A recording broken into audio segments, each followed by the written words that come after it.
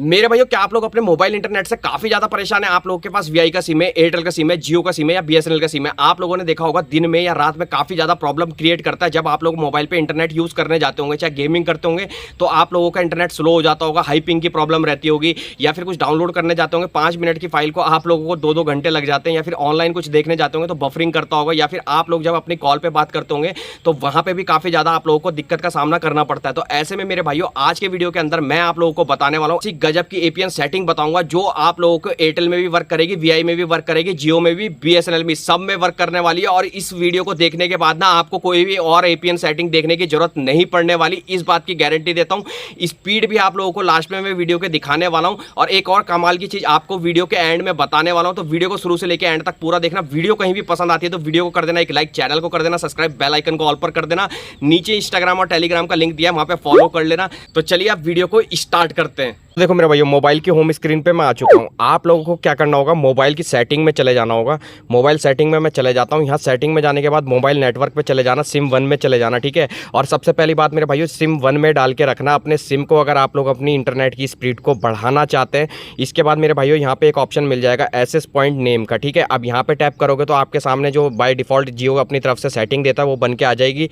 Plus वाले icon पे click करना, आप लोगों के सामने बिल्कुल न्यू पेज ओपन होकर आ जाएगा, ठीक है। अब मैं यहाँ पे सबसे पहले क्लियर कर दूं भाई, देखो जियो, एयरटेल, वीआई या बीएसएनएल सब में वर्क करेगी, लेकिन जो चीज़ मैं बताने वाला हूँ स्टेप बाय स्टेप आप लोगों को वो फॉलो करनी है, जो भी आप लोगों के पास सिम है, ठीक है। तो यहाँ पे सबसे पहले मेरे को टाइप करना होगा नेम। तो यहाँ पे से मैं नेम टाइप करता हूँ। लोगों को नेम पे आके टाइप करना होगा नियॉन, फिर स्पेस देना है, फिर 5G लिखना है, फिर स्पेस देना है, फिर अल्ट्रा लिखना है, फिर स्पेस देना है, फिर एक्स लिखना है। और जो आप लोग यहाँ पे कैपिटल लेटर में देख सकते हैं, नियॉन में एन कैपिटल होगा, 5G में जी कैपिटल होगा, अल्ट्रा में यू कैपिटल होगा, और एक्स में एक्स कैपिटल होगा, ठीक है। इसके बाद मेरे भाइयों, आप लोगों को एपीएन पे क्लिक करना होगा। भाइयों देखो, आपका कोई भी कंपनी का सिम हो सकता है। मान लो आप लोगों का एयरटेल का सिम है, तो यहाँ पे आप लोगों को स्मॉल लेटर में एयरटेल लिखना है, एयरटेल और 5G, ठीक है। आप लोगों ने ये लिख लेना है। अगर आप लोगों के पास जियो का सिम है तो आप लोगों ने जियो 5G आप लोगों ने ये लिख लेना है। अगर आप लोगों के पास वीआई का सिम है तो आप लोगों ने वीआई 5G लिख लेना है। अगर आप लोगों के पास बीएसएनएल का सिम है तो बीएसएनएल 4G लिख लेना है, ठीक है। इसके बाद मेरे भाइयों, आप लोगों ने ओके कर देना है। प्रॉक्सी पे क्लिक करना है। प्रॉक्सी आप लोगों की नॉट सेट रहने वाली है, पोर्ट आपका नॉट सेट रहने वाला है।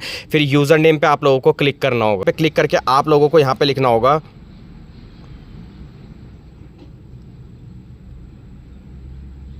तो यूज़र नेम पे आप लोगों को लिखना होगा नियॉन 5G 2023। नियॉन में सारे स्मॉल लेटर में लेने वाले हैं, 5G लिखोगे तो जी कैपिटल होगा, और 2023 सब एक साथ लिखना है जैसे कि मैंने लिखा हुआ है, ठीक है। इसके बाद आप लोगों ने पासवर्ड छोड़ देना है, सर्वर पे क्लिक करना है, और सर्वर पे आप लोगों को क्लिक करके www.google.com आप लोगों ने ये लिख लेना है, क्योंकि ये सबसे बेस्ट सर्वर रहता है आप लोगों की इंटरनेट की स्पीड को बढ़ाने के लिए। तो ये सबसे बेस्ट सर्वर है। इसके बाद MMSC छोड़ देना, MMX प्रॉक्सी छोड़ देना, MMS पोर्ट भी छोड़ देना।